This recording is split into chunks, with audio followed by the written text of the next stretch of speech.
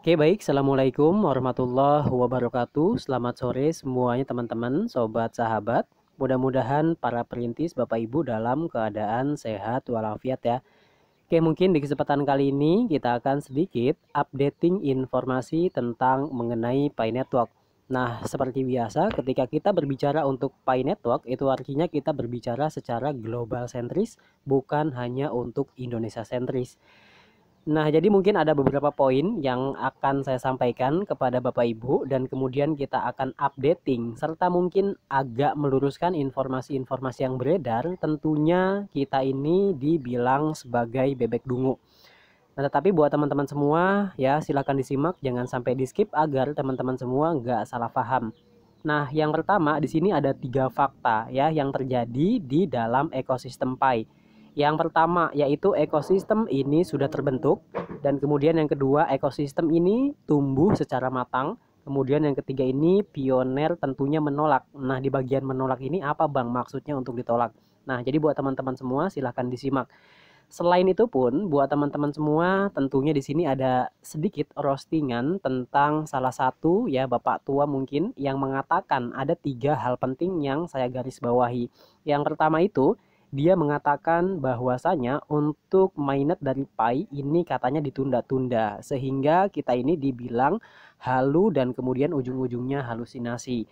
Kemudian yang kedua yang diungkap oleh orang tersebut yaitu harga market katanya berbeda dengan market yang satu dengan market yang lain, sehingga beliau itu menyimpulkan bahwasanya untuk Pi ini setelah mainnet malah marketnya abu-abu teman-teman. Kemudian yang ketiga ya ungkapan beliau juga di mana untuk mata uang ini disebut sebagai mata uang angin khususnya untuk Pi Network. Nah, jadi buat teman-teman semua, itulah berita penting yang akan kita bahas di salah satu video seperti berikut. Nah, teman-teman silakan disimak, jangan sampai di skip. Yang pertama nih, teman-teman ya. Nah, di sini tentunya kalau kita berbicara Pi itu artinya apa? Seperti yang telah saya sebutkan di awal video. Kita bukan berbicara hanya untuk Indonesia sentris plus 62 yang bisanya cuma nyinyir, kemudian bisanya cuma nyalahin, dan kemudian tentunya cuma bisa cari-cari hal-hal yang negatif, kekurangan dari salah satu project. Intinya kayak gini aja, semua project, semua proyek itu bisa dimajukan, bisa dimundurkan, kemudian juga bisa dikurangi, bisa ditambahkan. Nah, itulah yang namanya project teman-teman. Terutama juga di dalam project yang dibuat oleh Nicholas Sokalis, Cheng Diovan, serta Vincent yang satu ini. Nah, mungkin teman-teman paham ya sampai di sini. Kemudian buat teman-teman semua di sini ada 3 fakta yang sekarang ini terjadi. Teman-teman pun tentunya sudah menyimak ya tentang fakta-fakta yang ini. Di mana fakta yang pertama buat teman-teman semua, ekosistem Pi ini telah terbentuk. Itu artinya apa ya? Jadi komunitas Pi ini terbentuk di yaitu 210 negara ya, 210 negara untuk ekosistem ini sudah terbentuk. Itu artinya apa? Ya, tinggal menjalankan aja ya teman-teman. Mungkin sampai sini teman-teman paham. Kemudian yang kedua, di bagian ini teman-teman untuk ekosistem ini tumbuh secara matang. Maksudnya apa? Pi Network ya ini nggak pernah nawar-nawarin Pi Network itu sebagai alat transaksi ini, alat transaksi itu, kemudian transaksi yang lain-lain itu nggak pernah teman-teman. Ya, itu artinya apa? Ya, para ekosistem, kemudian para vendor-vendor, mungkin vendor yang ada di Indonesia khususnya, mereka itu malah ya memberikan penawaran diri masing-masing kepada salah satu proyek yang ini. Ya, jadi dalam artian gini loh teman-teman. Ya, jadi ekosistem Pi itu nggak pernah nawarin diri untuk sebagai ya alat pembayaran yang lain. Tetapi vendor yang lebih menawarkan dirinya kepada Pi. Itu yang pertama ya teman-teman ya. Mungkin teman-teman di sini garis bawahi dan kemudian kasih tanda seru. Kemudian yang ketiga, fakta yang terjadi yaitu pioner ini menolak. Maksudnya menolak apa nih? Yaitu maksudnya itu menolak di harga rendah yang pertama, kemudian di harga yang asal-asalan itu yang kedua, kemudian harga yang tentunya jauh di bawah rata-rata konsensus. Nah, di bagian ini mungkin teman-teman semua perlu digarisbawahi bahwasanya Pi bukan merupakan salah satu komoditi yang dimana ini bisa dijadikan trading seperti mungkin hal-halnya cryptocurrency yang lain seperti Bitcoin, Ethereum, ETH, ataukah mungkin yang lainnya lah, pokoknya banyak banget. Nah, tetapi Pi di sini dia itu bertujuan menjadi salah satu ya alat tentunya pengganti mata uang fiat. Itu artinya apa? Tentunya Pi ini dijadikan salah satu ya alat transaksi payment di kemudian harinya. Nah, di mana mungkin fakta yang ini tiga-tiganya ini bakal terjadi teman-teman ya. Kenapa? Karena untuk ekosistem ini sudah terbentuk dan tentunya ya di sini itu kita ataukah mungkin para vendor yang ingin bergabung di dalam jaringan Pi, dia itu sudah support ataukah mungkin sepenuhnya percaya kepada adanya mata uang yang satu ini yaitu Pi. Mungkin sampai sini teman-teman paham ya. Mudah-mudahan teman-teman dapat dimengerti. Dan kemudian berikutnya di sini ini mungkin ada roastingan, mungkin dari postingan ataukah mungkin penjelasan orang di sebelah. Dia itu mengatakan tiga fakta menurut dia ya, tetapi bukan menurut saya, kemudian bukan juga menurut para perintis lainnya. Di mana beliau mengatakan bahwasanya yang pertama kali katanya untuk mainnet di Pi ini ditunda-tunda, itu yang pertama. Kemudian yang kedua itu harga market ini berbeda antara satu market dengan market yang lainnya, itu menurut beliau. Kemudian yang ketiga, di mana untuk mata uang ini disebut sebagai mata uang angin. Baiklah, mungkin di video ataukah mungkin penjelasan beliau kita akan sedikit ya pahami secara sedikit demi sedikit. Yang pertama nih buat teman-teman semua, ya di mana yang pertama kali yang dia ungkapkan yaitu mainnet ditunda-tunda. Nah, jadi untuk kata-kata seperti itu sebenarnya betul ya. Jadi nggak ada yang salah dengan ungkapan beliau bahwasanya untuk Pi ini katanya mainnetnya ditunda-tunda. Di bagian ditunda-tunda ini dalam artian buat teman-teman semua ya, yang namanya project, yang namanya proyek, yang namanya semua apapun itu bisnisnya, intinya ketika memang ada project, ada proyek, itu bisa ya yang namanya ditunda, bisa juga ditambahkan, kemudian bisa diundur, dan tentunya bisa dilain-lainkan lah, pokoknya kayak gitu aja teman-teman ya. Jadi intinya untuk mainnet itu ditunda emang betul ya. Kemudian yang kedua, di bagian yang kedua ini katanya harga market itu berbeda. Nah, ini mungkin kata-kata yang mungkin kita dengarkan, kata-kata yang sering diposting, kata-kata yang memang sering dikabarkan. Nah, di mana katanya harga market ini berbeda. Seperti biasa teman-teman, Pi Network ini merupakan salah satu, yaitu mata uang digital, proyek, di mana sebenarnya itu tidak ada underlying asetnya. Nah, dalam artian Pi itu tidak bernilai, ataukah mungkin tidak di backup dengan mata uang kripto yang lainnya, baik itu USDT, USD, ataukah mungkin USDZ, ataukah mungkin USC, kemudian juga ataukah mungkin seperti USDD, itu enggak ya. Jadi tidak ada underlying asetnya, kemudian tidak di backup dengan mata uang apapun itu, bahkan logam mulia sekalipun. Nah, jadi buat teman-teman semua seperti itu. Dan kemudian untuk masalah harga di market itu berbeda-beda. Jadi gini teman-teman ya, informasi itu didapat dari mana? Sekali lagi buat teman-teman semua, ketika mendapatkan berita apapun itu, teman-teman harus cross check, jangan telan mentah-mentah.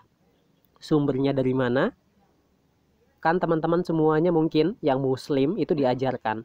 Ketika teman-teman semua dapat berita apapun itu, kabar apapun itu, teman-teman itu harus tabayun. Dalam artian cross check, cross check, cross check. Teman-teman itu harus cari tahu dulu beritanya dari mana, asalnya dari mana, kemudian juga dilontarkan oleh siapa. Teman-teman harus tahu semuanya ya. Jadi jangan menelan informasi secara mentah-mentah. Itulah seorang tugas muslim ya. Jadi teman-teman semua ya, untuk harga market ini memang betul semuanya itu berbeda-beda, termasuk di Pi Coin Mall, kemudian di Pi Market Indonesia, bahkan di Cina sekalipun, semuanya berbeda-beda. Nah, himbauan buat saya mungkin kepada para perintis Piner yang ada di luaran sana, termasuk mungkin Indonesia dan Malaysia.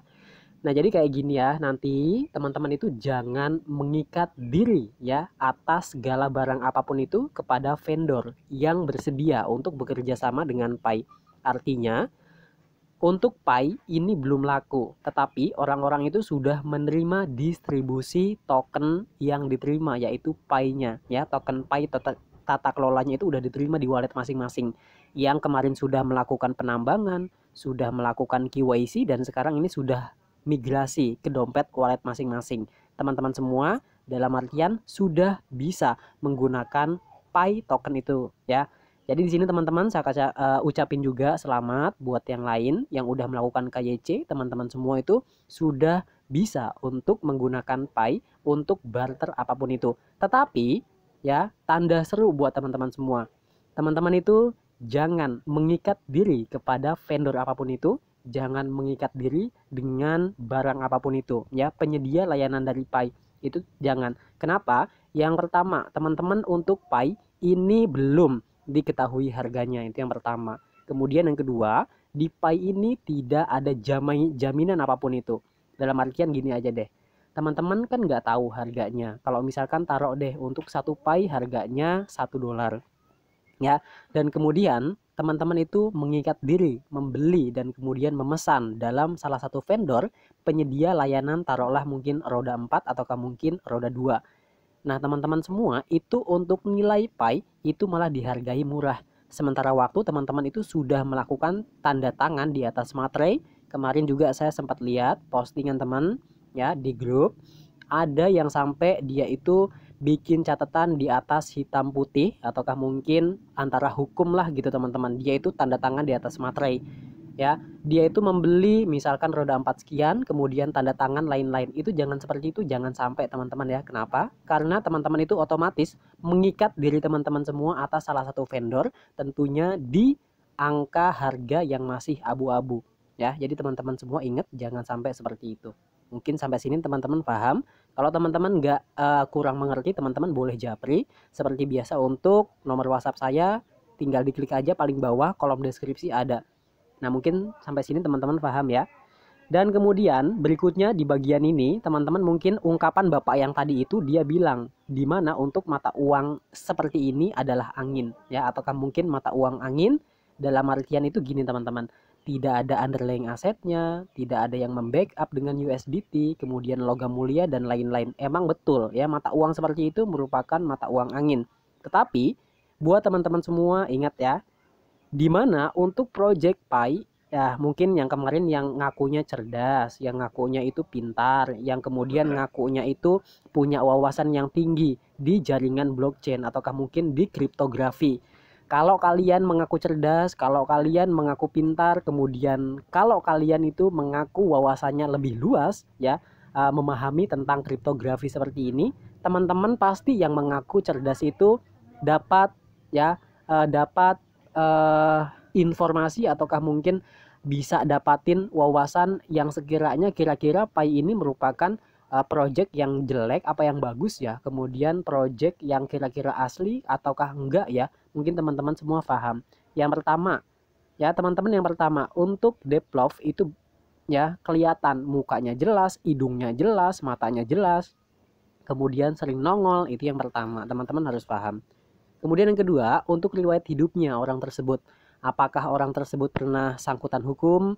Apakah orang tersebut memang dia punya kalau misalkan dia tuh kayak punya apa ya? Kayak punya wibawa ataukah enggak? Teman-teman bisa tahu di situ ya. Teman-teman cari tahu dulu ya riwayat hidupnya beliau itu ya, apakah seorang dosen kah? Betul enggak? Ataukah mungkin seorang pokoknya teman-teman boleh cek aja di situ deh. Kalau teman-teman semua kan sekarang ini serba instan, teman-teman boleh cross check. Teman-teman kalau misalkan pengen tahu ya riwayat hidup beliau, tinggal searching, googling aja, di situ banyak banget. Nah, kemudian mengenai untuk masalah mata uang angin ini, gini loh teman-teman. Nah, Pi Network ya, sedikit ya di garis bawahi teman-teman. Pi Network ini bukan merupakan salah satu ya aset komoditi yang bisa dijual, kemudian yang bisa dibeli, ataukah mungkin trading lah bahasa gampangnya gitu. Jual beli itu kan trading teman-teman ya. Intinya kita beli apapun itu, mau beli bakso, mau beli segala macam, itu trading sama aja ya, jadi jual beli. Cuman kan kata-kata trading ini jadi kata-kata yang menakutkan semenjak ada ya orang Indonesia 2 atau 3 orang itu dia itu ikutan binary option. Jadi kata-kata trading itu mungkin di kalangan kita menjadi kata-kata yang menakutkan, padahal enggak. Yang namanya jual beli itu trading, mau beli apapun itu intinya trading. Oke. Mungkin sampai sini teman-teman paham ya. Dan kemudian untuk mengenai mata uang yang angin ini yang disebut oleh beliau emang betul. Tetapi di sini itu ya Pi untuk saat ini belum ada nilai, belum ada di market manapun, dan kemudian belum ada di exchange manapun. Itu artinya apa? Ya, mainnet secara publik itu belum dibuka, tetapi mainnet untuk secara privat itu sudah dibuka. Teman-teman boleh melakukan transaksi dengan catatan teman-teman itu ya kalau misalkan mencurigakan bisa-bisa akun teman-teman semua diblok ataukah mungkin wallet teman-teman semua itu dapat diblok. Mungkin sampai sini paham ya. Nah, kemudian di bagian ini teman-teman kalau misalkan Pi itu ingin ada underlying asetnya, boleh-boleh aja. Teman-teman semua bisa kok. Pi ini memiliki underlying aset dalam artian di backup lah dengan mata uang yang lain. Bisa nggak? Bisa dong, masa nggak bisa? Karena untuk Pi ini merupakan salah satu token tata kelola. Itu artinya apa? Dalam mengelola apapun itu tentunya bisa-bisa aja. Dan kemudian bagaimana Bang caranya untuk mengelola ya supaya Pi itu memiliki underlying aset ataukah mungkin di backup dengan mata uang lain, bisa nggak? Tentunya bisa.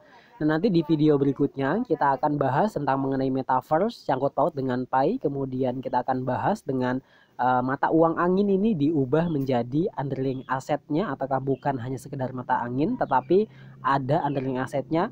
Kemudian juga di bagian ini kita akan kupas tuntas tentang mengenai harga market ataukah mungkin market yang masih abal-abal, dan kemudian yang terakhir kita akan bahas untuk mengenai mainnet. Mudah-mudahan video ini buat teman-teman semua ya menjadi referensi yang sekiranya ini menambah wawasan teman-teman semua ya. Ingat ya, jadi apa yang terjadi dengan kripto kedepannya kita nggak tahu. Oleh sebab itu buat teman-teman semua atur posisi, ambil peluang ini karena untuk sekarang ini DeFi ini merupakan salah satu ekosistem yang terkuat. Kenapa? Karena untuk node dan super node ini terbanyak setelah Bitcoin, kemudian setelah dari node dari Ethereum. Itu artinya apa? Ya, untuk saat ini komunitas Pi itu lebih banyak dibandingkan dengan kripto-kripto sebelumnya. Oleh sebab itu buat teman-teman semua saya ucapkan selamat yang kemarin sudah melakukan KYC. Kemudian ada juga ya yang bertanya, teman-teman boleh dilihat dan kemudian disimak. Di sini teman-teman khususnya untuk di WhatsApp ya, ini ada yang sampai japri. Beliau kata dan bertanya, tunggu dulu sebentar kita akan buka teman-teman ya. Oke, mungkin ada seseorang yang japri, ini pun nomor baru teman-teman ya. Mungkin beliau ini dapat nomor dari ini ya, dapat nomor dari YouTube. Nah, di bagian ini teman-teman bisa dilihat ya.